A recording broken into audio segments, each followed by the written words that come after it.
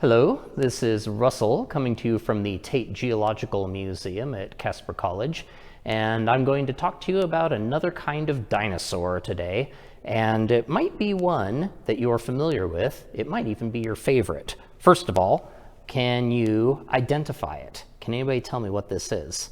Ankylosaurus. That is the name of this dinosaur. Of course, here in America, some people call it Ankylosaurus, but over in the UK, they pronounce it Ankylosaurus, and I believe that's the more proper pronunciation. Whatever you call it, this is an ornithischian dinosaur. It is a plant eater, a quadruped, and it's one of the best protected of all the dinosaurs from predator attack. All over its body, it had bony armor plates. This is one of those plates, and the larger plates are shaped like an oval, and they've got a ridge and a spine on the back of each one. So on the Ankylosaurus, that would be one of these guys, one of these spots you see near the middle of its back. And in between each of those larger plates, there would be lots of smaller plates, just all packed in around it, very close together, making a continuous, flexible, but still quite hard armor covering. So even if a Tyrannosaurus Rex bit this guy, it would just end up with broken teeth. This was a very well-protected dinosaur.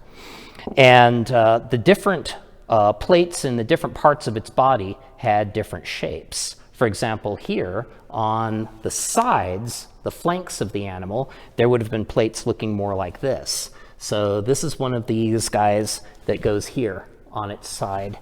This is the part that is attached to the animal's skin. And then here, once again, we've got that keel and that spine coming off.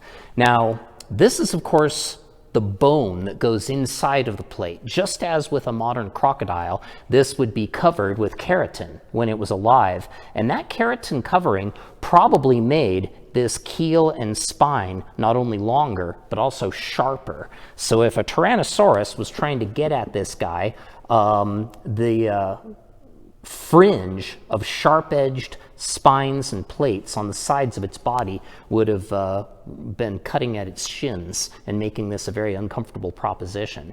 There was armor plating on its neck as well. There were armor plates fused to the top of its head and the top of its tail, and even the eyelids had a pair of bony plates embedded in them, providing complete protection for the animal's entire head. Very well protected indeed.